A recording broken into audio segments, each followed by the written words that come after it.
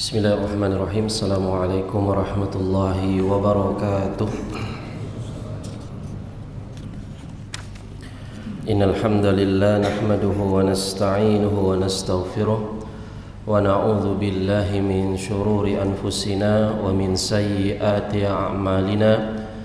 Man yahdihillahu fala mudilla lahu wa man yudlil fala hadiya lahu. Asyhadu an la ilaha illallah wahdahu la syarika lahu wa asyhadu anna Muhammadan abduhu wa rasuluh. Ya ayyuhalladzina amanu taqullaha haqqa tuqatih wa la tamutunna illa wa antum muslimun. Ya ayyuhan nasu taqu rabbakumul ladzi khalaqakum min nafsin wahidah wa khalaqa minha zawjaha wa bassa minhuma rijalan katsiran wa nisaa'a wattaqullaha alladzi tasaaluna bihi wal arham innallaha kana 'alaikum raqiba. يا أيها الذين آمنوا اتقوا الله وقولوا قولا سديدا يصلح لكم أعمالكم ويغفر لكم ذنوبكم ومن يطع الله ورسوله فقد فاز فوزا عظيما أما بعد فإن أصدق الحديث كتاب الله وخير الهدي هدي محمد صلى الله عليه وسلم وشر الأمور محدثاتها وكل محدثة بدعة وكل بدعة ضلالة وكل ضلالة في النار. Ma'asyiral muslimin, hadirin dan hadirat jamaah Masjid Maulidiyah yang semoga dimuliakan oleh Allah Tabaraka wa Ta'ala.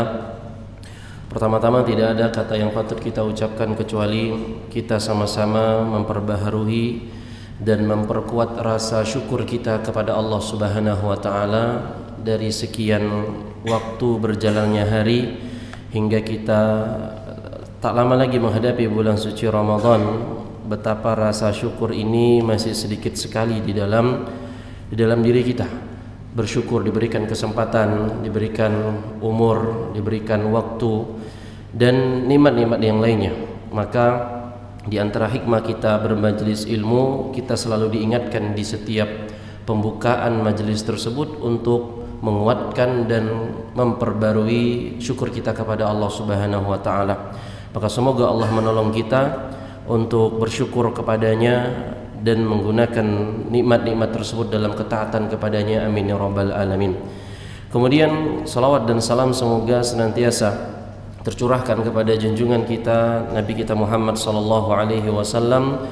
Semoga salawat dan salam tersebut terlimpahkan kepada beliau, keluarganya, para sahabatnya dan umatnya yang senantiasa mengikuti petunjuk beliau hingga hari kiamat kelak.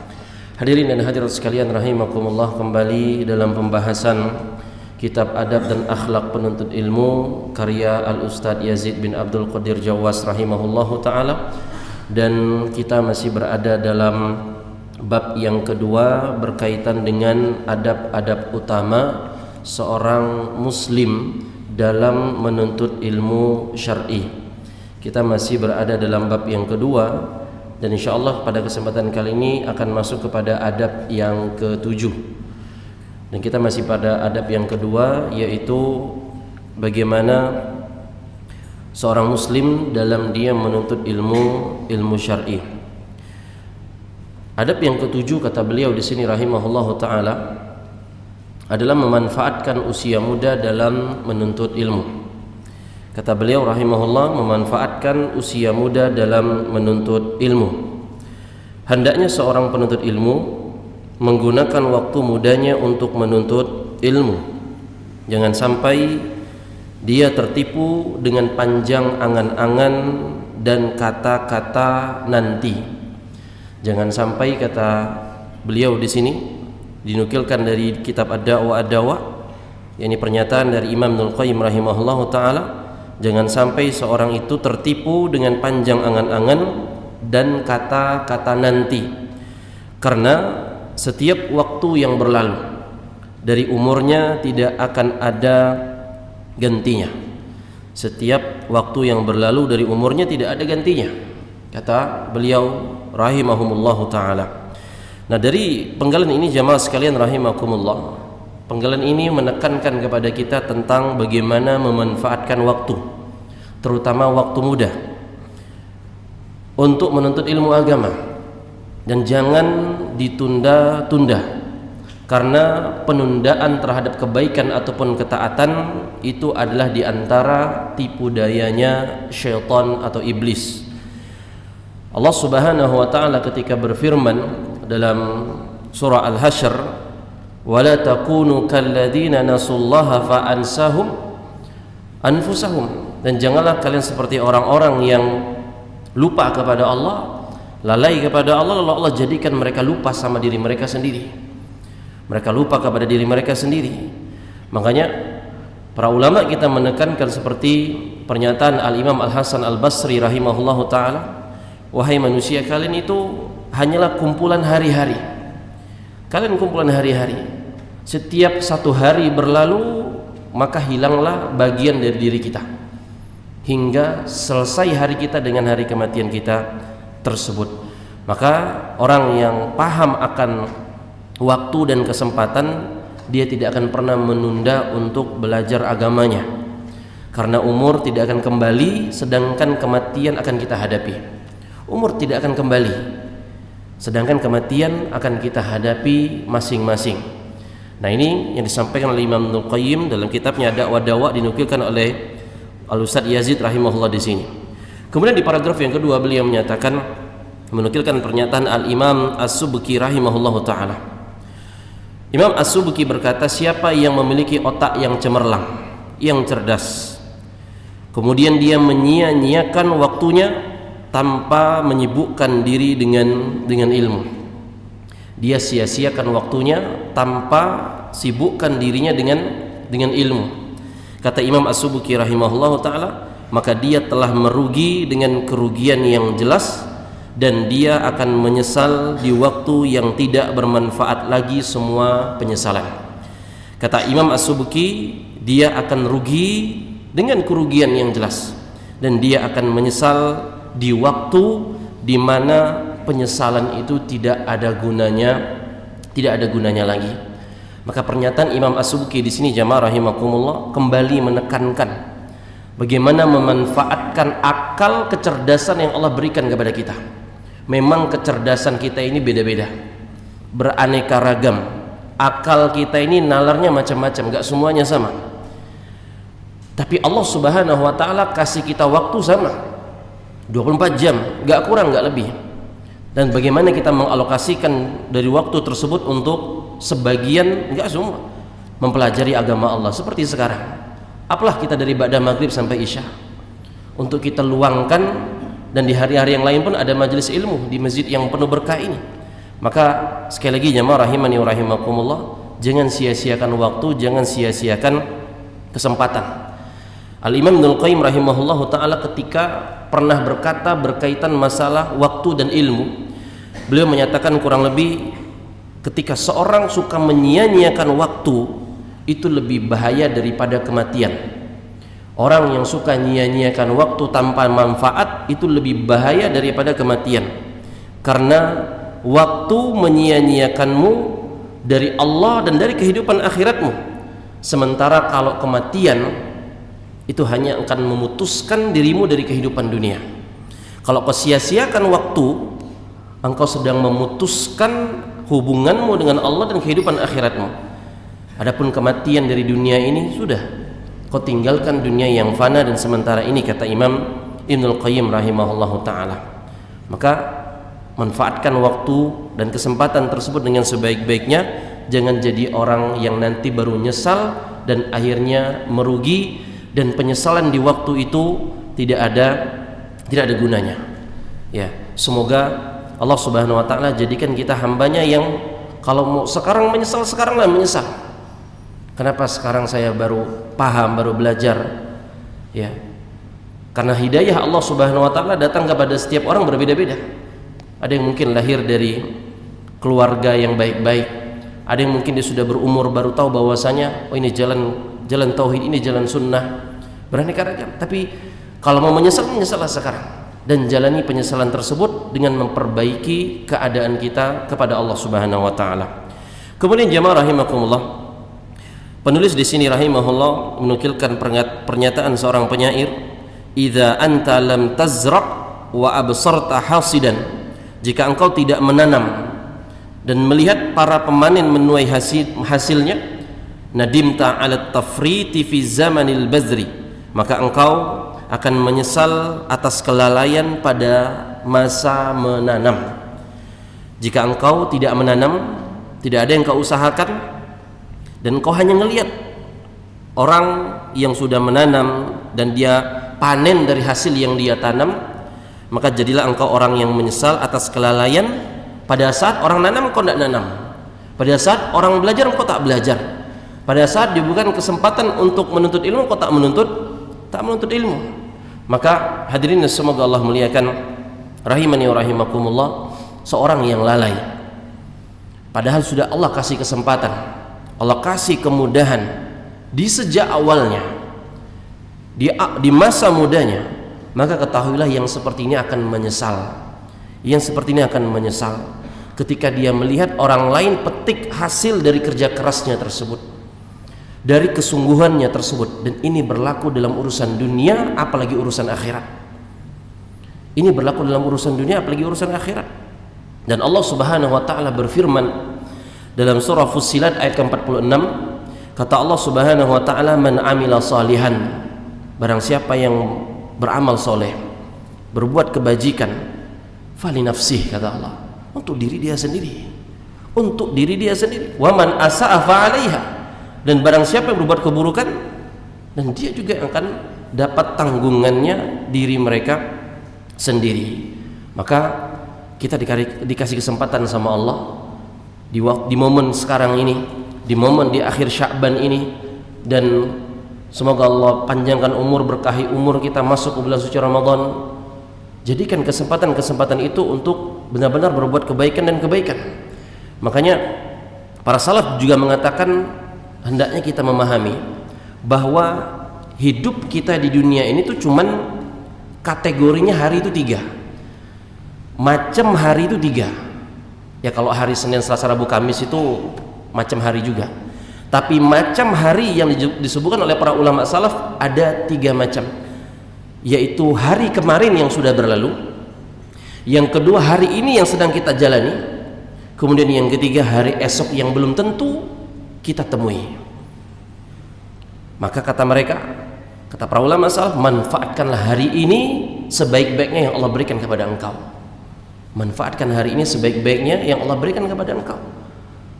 Lihat pandangan para ulama, hari itu bukan Senin sampai Ahad, tapi hari itu ya kemarin udah kau lalui dengan segala perbuatan keburukan, kelalaian. Kemudian hari ini apakah engkau begitu juga atau kau perbaiki? Dan hari esok apa yang kau persiapkan? Apa yang kau persiapkan? 3 hari di mata para ulama tentang konsep hari tersebut. Maka sekali lagi barang siapa lalai, lupa, ingat dia akan menyesal. Dia nggak ada hasil yang akan dia petik, yang dia dapatkan.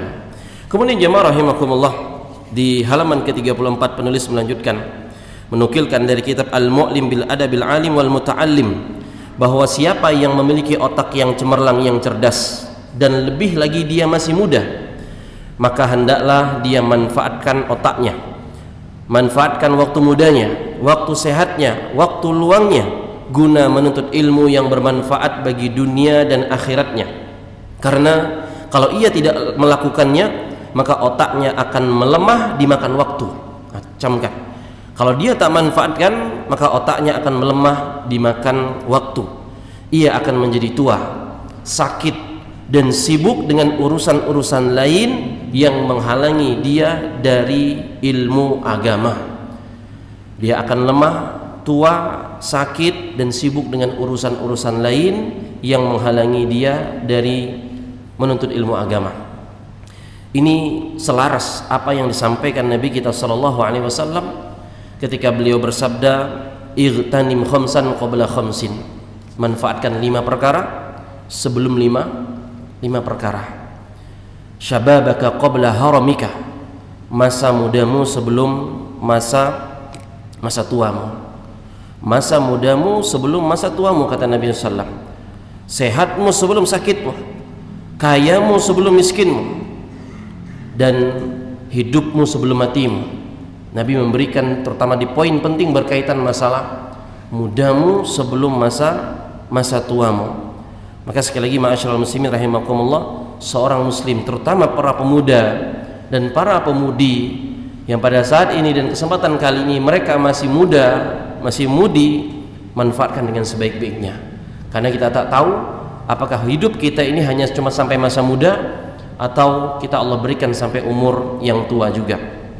Kemudian penulis melanjutkan, menukilkan dari kitab Adabud Dunya Waddin, kata beliau, yang perlu diperhatikan, meskipun menuntut ilmu dianjurkan pada usia muda, bukan berarti orang yang sudah lanjut usia tidak belajar. Meskipun menuntut ilmu dianjurkan pada usia yang masih muda, bukan berarti orang yang sudah lanjut usia tidak belajar. Dia harus tetap belajar. Jangan sampai usia tua menjadi penghalang bagi dia untuk menuntut ilmu, sehingga dia ridho dengan kebodohan yang melekat pada dirinya. Waliyadzubillah. Ini mengerikan. Dia ridho dengan kebodohan yang melekat kepada dirinya. Dan memang betapa banyak orang-orang yang sudah tua, renta, dan celakanya bodoh pula masalah ilmu agama. Jadilah dia dengan pepatah tua-tua keladi, makin tua makin jadi. Makin tua makin jadi, tak laki tak perempuan, gitu loh. Dengan kebodohan agama yang dia miliki, malah ridho dia. Waliyadzubillah. Makanya agama kita memperhatikan ketika seorang mencapai umur 40. Agama kita memberikan perhatian ketika seorang mencapai umurnya 40 tahun. Apakah dari sebelum 40 tahunnya itu dia punya habits gaya hidup yang baik, yang positif, atau buruk? Maka setelahnya kemungkinan sangat besar mayoritas dia juga akan menjalani hidupnya dengan keburukan-keburukan tersebut, waliyadzubillah. Maka kemudian penulis melanjutkan, seorang yang sudah lanjut usia tapi dia menuntut ilmu lebih baik daripada menjadi seorang yang lanjut usia tapi bodoh. Seorang yang sudah lanjut usia nggak apa-apa, tetap semangat belajar, pelajari agama ini dengan baiknya, karena Anda lebih baik daripada seorang yang udah lanjut usia tapi tak ada kemauan dia untuk memahami, mempelajari agama ini. Makanya dahulu Umar bin Khattab radhiyallahu taala anhu pernah menasihatkan, tafaqqahu qabla an tusawwadu. Belajarlah agama ini sebelum kalian menjadi pemimpin. Dalam makna yang lainnya, belajarlah agama ini sebelum kalian jadi orang tua. Belajarlah agama ini sebelum kalian tuh jadi sibuk ngurusin ini, ngurusin itu. Belajar, kata Umar bin Khattab radhiyallahu taala anhu. Maka jamaah sekalian rahimani wa rahimakumullah, agama kita memberikan perhatian khusus terutama kepada para pemuda, kepada para pemudi yang mereka harus maksimalkan masa emas mereka tersebut. Kenapa? Karena di masa muda dan mudi itulah kita memiliki kekuatan, memiliki kecerdasan yang matang. Dan sampai-sampai jamaah, Rasul kita sallallahu alaihi wasallam menyampaikan kabar gembira bagi para pemuda-pemudi. Apa kabar gembira itu? Berupa naungan di hari kiamat kelak. Naungan yang tidak ada naungan kecuali naungan Allah Subhanahu wa taala. Bagi siapa? Bagi para pemuda dan pemudi yang berusaha keras menjinakkan hawa nafsunya dan berusaha melazimkan ketaatan di dalam dirinya. Sebagaimana sebuah riwayat dari sahabat Abu Hurairah radhiyallahu taala anhu, Nabi bersabda, 7 golongan, sab'atun, yang akan dinaungi oleh Allah di hari kiamat yang tidak ada naungan kecuali naungan Allah Subhanahu wa taala.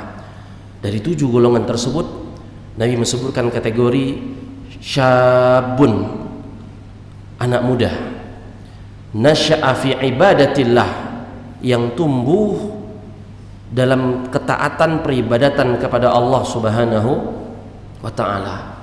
Apalagi kalau kita lanjutkan 7 golongan tersebut, ciri mereka yang kalau bersendiri mereka menangis dalam kesendiriannya karena mengingat Allah Subhanahu wa taala. Mereka yang juga hatinya senantiasa terkait dengan masjid. Mereka juga yang saling mencintai kepada saudara mereka itu karena Allah Subhanahu wa taala. Dan mereka juga, kata Nabi SAW, yang ketika digoda oleh lawan jenisnya, digoda oleh perempuan wanita yang cantik, yang kaya raya, yang memiliki kedudukan, tapi dengan yakinnya mereka berani mengatakan inni akhafullah, sesungguhnya aku takut kepada Allah Subhanahu wa taala. Ini gambaran yang saling menguatkan satu dengan yang lainnya, dan bermula dari seorang pemudi yang tumbuh dalam peribadatan ketaatan kepada Allah Subhanahu wa taala. Maka terutama bagi para pemuda, bagi para pemudi, jalan apa lagi yang mau kita cari? Kalau seperti ini jaminan-jaminan yang disampaikan oleh Nabi kita sallallahu alaihi wasallam. Dan ingat, di antara pertanyaan kelak di hari kiamat yang akan ditanyakan kepada kita, bagaimana kita menghabiskan masa muda kita. Umur kita habiskan untuk apa? Umur kita dihabiskan untuk apa? Terutama umur di masa emas-emasnya umur tersebut. Semua kesempatan, syahwat, hawa nafsu dibuka sama Allah Subhanahu wa taala. Lain sama orang udah tua aja mah. Walaupun mungkin punya semua, tapi enggak segairah dengan anak muda. Makanya Syekh Abdul Razak bin Abdul Muhsin Al-Abbad Al-Badr hafizahullah ta'ala, ketika menjelaskan hadis ini, hadis Rasulullah SAW ini, ketika beliau menyampaikan bahwa kenapa seorang terutama pemuda-pemudi, dan dia akan ditanya tentang masa emasnya tersebut. Kita pada dasarnya semuanya itu, kata beliau, akan ditanya tentang seluruh umur kita. Ini pada dasarnya. Tapi ingat, kita akan ditanya secara lebih khusus, secara lebih spesifik tentang masa muda kita, kata beliau. Karena apa? Karena masa muda adalah masa emasnya manusia. Akan ditanya secara khusus apa yang kita habiskan, apa yang kita gunakan di masa emas tersebut. Masyaallah muslimin rahimakumullah, ketahuilah bahwa fase terbaik kehidupan kita itulah usia muda. Sebagaimana ketika Allah berfirman dalam surat Ghafir ayat ke-67 menyebutkan fase perjalanan hidup kita ini. Huwallazi khalaqakum min turabin, dialah Allah yang menciptakan kalian dari tanah. Tsumma min nutfatin, kemudian dari setetes air mani. Tsumma min 'alaqatin, kemudian jadi segumpal darah. Tsumma yukhrijukum tiflan, kemudian kalian dilahirkan sebagai seorang anak. Tsumma litablughu ashuddakum, kemudian kalian dibiarkan hidup sampai kalian pada masa dewasa. Tsumma litakunu syuyukhan, kata Allah, kemudian kalian dibiarkan hidup sama Allah sampai masa tua. Wa minkum man yutawaffa min qabl, dan sebagian kalian diwafatkan sebelum masa tua, sebelum masa dewasa. Walitabluhu ajalan musamman wala'allakum ta'qilun, supaya kalian, yang kami berbuat demikian, kata Allah, agar kalian berpikir tentang ajal tersebut, kan paham bahwa hidup ini Allah menentukan. Maka yang sudah melewati masa muda, yang sekarang sedang masa mudanya, manfaatkan, optimalkan dengan sebaik-baiknya. Ini masa kadang lewatnya nggak kerasa, jemaah. Tanyakan kepada orang-orang tua kita yang mereka sudah melalui masa tersebut. Masa muda ini akan rasanya lewat begitu saja ketika tidak dimanfaatkan, tidak dioptimalkan dengan sebaik-baiknya. Yang ada penyesalan, demi Allah yang ada penyesalan. Dan ini berlaku kepada urusan dunia dan urusan agama. Orang-orang ketika mudanya nggak mengasah skill, keahlian, kadang masa tuanya kasihan gitu loh, luntang lantung, kadang cuma bergantung sama anak dan seterusnya. Tapi ketika dia masa mudanya jerih payah mengasah skill ini, skill itu, alhamdulillah masa tuanya dia punya aset ini, punya aset itu, dan seterusnya.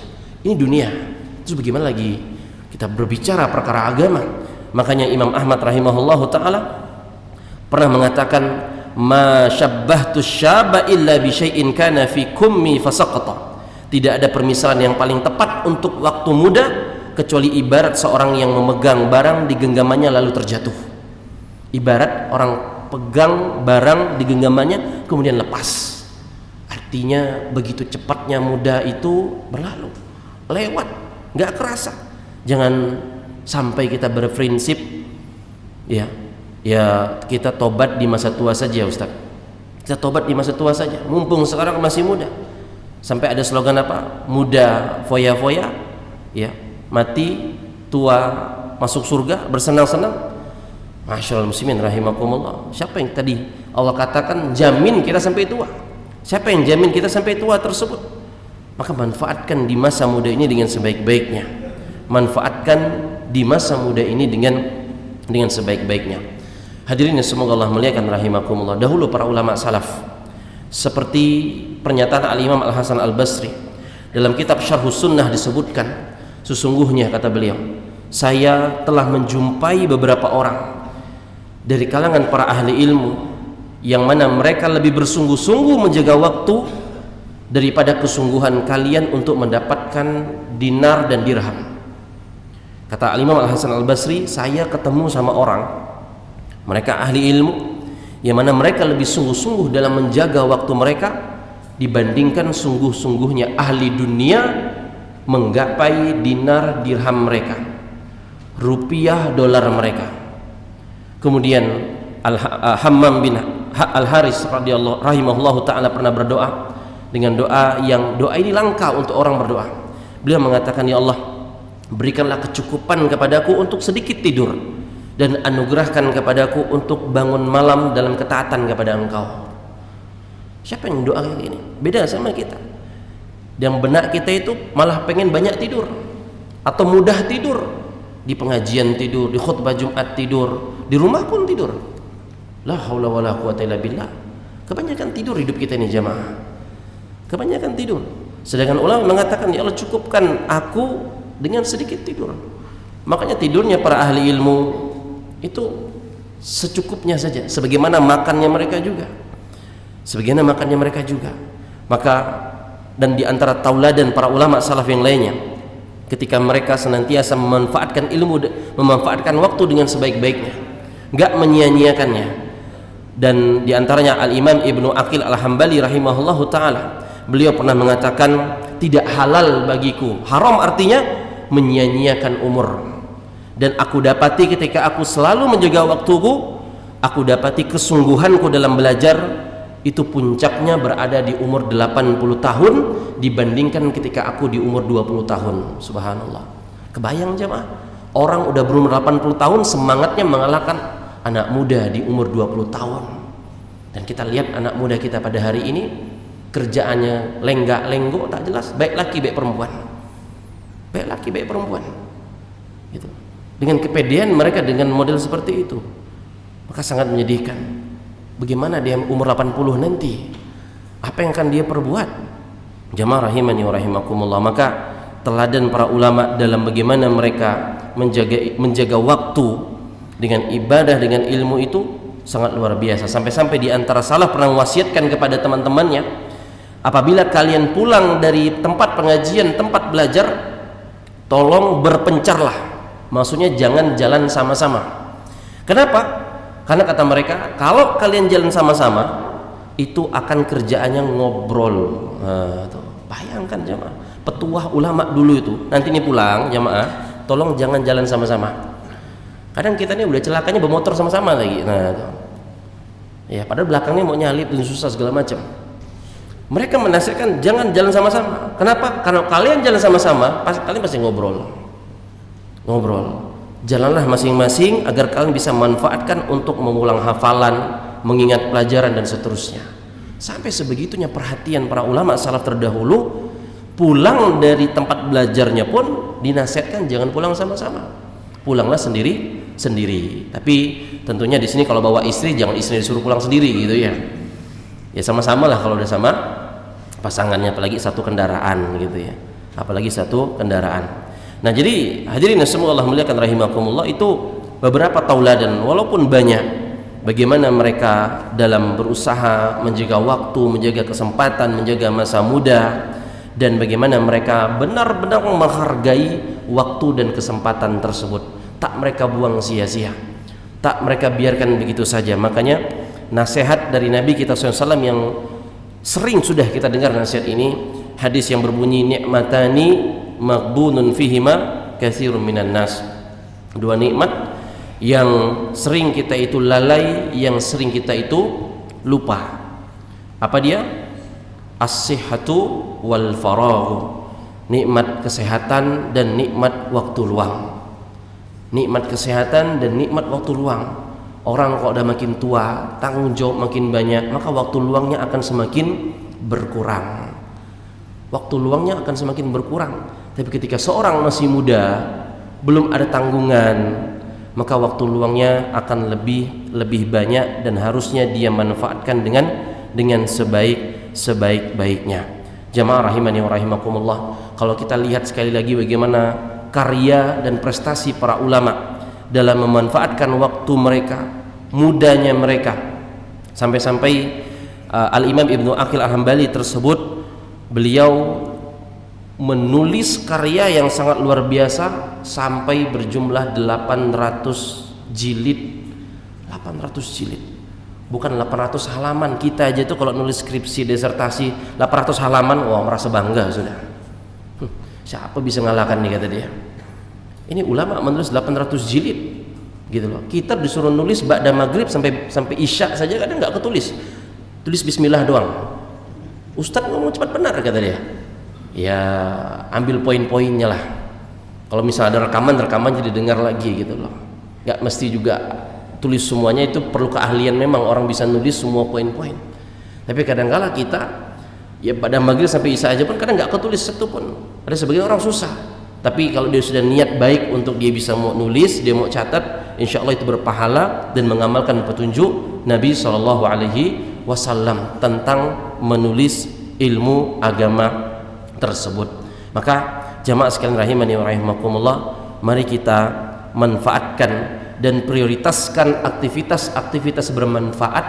Dan sebagaimana kita ini sudah berada di penghujung bulan Sya'ban dan ini persiapan terakhir menghadapi bulan suci Ramadan, pola kita di Sya'ban ini akan menjadi pola di Ramadan nanti. Kalau pola di Sya'ban selalu malas-malesan, banyak melalaikan, banyak menyia-nyiakan, kemungkinan sangat besar di Ramadan pun demikian. Kalau tidak Allah berikan taufik kepada kita, Allah berikan petunjuk kepada kita, maka mintalah taufik dan petunjuk tersebut kepada Allah. Selalu minta dengan sungguh-sungguh agar ihdinas siratal mustaqim, ya Allah tunjukilah kami ini kepada jalan Engkau yang lurus. Ya, dan senantiasa meminta, ya Allah yang maha bolak-balikkan hati, teguhkan hati ini di atas agamamu. Karena bisa jadi apalagi di musim Ramadan nanti, musim ibadah yang sangat banyak dan beraneka ragam, saking seringnya ibadah, apa yang muncul? Bosan. Ini yang banyak di masyarakat kita. Keseringan ibadah muncul kebosanan pada dirinya. Akhirnya mulai cari hal-hal yang tidak bermanfaat dan akhirnya banyak melalaikan dia dari ibadah di bulan suci Ramadan tersebut. Maka jamaah sekalian rahimani wa rahimakumullah, manfaatkan kesempatan dan hari ini yang Allah berikan. Hari besok atau masih ada beberapa hari lagi, senantiasa perbaiki diri, evaluasi diri, dan kita sepakat bahwa kita ini adalah hamba-hamba Allah, manusia yang sudah terlalu banyak melalaikan waktu. Siapa yang berani klaim kita ini orang yang sudah banyak manfaatkan waktu dengan sebaik-baiknya? Gak ada. Kita sudah tahu dengan diri kita masing-masing, sebagaimana ketika Allah nyatakan balil insanu ala nafsihi basira, dan setiap manusia itu sangat tahu tentang dirinya masing-masing. Betapa banyak waktu yang sudah kita lalaikan, kita sia-siakan, dan itu rupanya tidak membuahkan pahala, tapi rupa-rupanya lebih banyak menjerumuskan kepada dosa-dosa kepada Allah Subhanahu wa taala tersebut. Hadirin dan hadirat sekalian, semoga Allah muliakan rahimani wa rahimakumullah. Hanya kepada Allah kita bersandar, dan pertemuan kita di kesempatan kali ini juga menjadi pertemuan terakhir sebelum tentunya kita break libur Ramadan. Kan nggak mungkin juga pekan depan kita pada maghrib pengajian, pastinya jemaah mau buka puasa, persiapan tarawih habis itu ya. Maka ini pertemuan akhir kita di Sya'ban ini, dan kemungkinan dan semoga Allah mudahkan, berikan taufiknya, hidayahnya kepada kita untuk bisa kembali melanjutkan dari apa yang disampaikan oleh penulis ini Al-Ustadz Yazid rahimahullahu ta'ala dalam kitab Adab dan Akhlak Penuntut Ilmu ini. Dan ini perkara penting untuk menunjang dalam setiap pembelajaran kita di majelis-majelis ilmu yang lainnya. Bagaimana benar-benar ilmu agama itu membuahkan iman, membuahkan takwa kepada Allah Subhanahu wa taala. Dan di antara buah ilmu yang barusan kita bahas adalah bagaimana seorang yang belajar agama itu benar-benar memanfaatkan waktu dengan sebaik-baiknya. Memanfaatkan waktu dengan sebaik-baiknya. Tak ingatkah kita ketika Nabi menyampaikan orang-orang yang mainkan batu ketika khutbah Jumat, sesungguhnya Jumatannya sudah sia-sia. Menunjukkan apa? Waktu khutbah Jumat itu nggak panjang-panjang sekali. Tapi ketika seorang mendengarkan khutbah Jumat sambil main batu, ini sebuah analogi di zaman dahulu. Karena bukan kayak kita sekarang ada sajadah, pakai sajadah. Ya kalau sekarang sajadahnya dimainin, diwarna-warnain, gosok ke sana berubah warnanya, gosok ke sini balik lagi warnanya. Sebagian ditulis, saking dia nunggukan khotib itu selesai khutbah. Ketahuilah ini sia-sia. Dan Nabi menasihatkan kalau dia kayak gitu Jumatnya sia-sia. Menunjukkan apa? Manfaatkan waktu. Anda tuh udah gak pernah pengajian, majelis taklim, dengarkan khutbah Jumat pun Anda sia-siakan. Kapan Anda dapat nasihat? Kapan Anda mau berubah? Kalau di momen khusus pun seperti Sayyidul Ayyam Yaumul Jum'ah tak didengarkan dengan sebaik-baiknya, maka betapa sungguh celakanya kalau orang-orang seperti ini. Bukan lagi main batu, mainkan sajadah. Mungkin sebagian dan dipungkiri dimanapun banyak orang kalau dari saf-saf belakang itu dia main game, main HP, balas WhatsApp. Kalau sampai parah jadi mungkin main judi online, la haula wala quwata illa billah. Kalau ketahuan jamaah, saya sarankan DKM boykot orang itu. Jangan sholat sini Anda, kurang ajar sekali. Kok bisa-bisanya yang khutbah Jumat dia main judi online? Ya, maka itu bisa kita sampaikan, semoga bermanfaat. Kurang lebihnya mohon maaf. Kita cukupkan subhanakallahumma bihamdika asyhadu an la ilaha illa anta astaghfiruka wa atubu ilaik. Wassalamualaikum warahmatullahi wabarakatuh.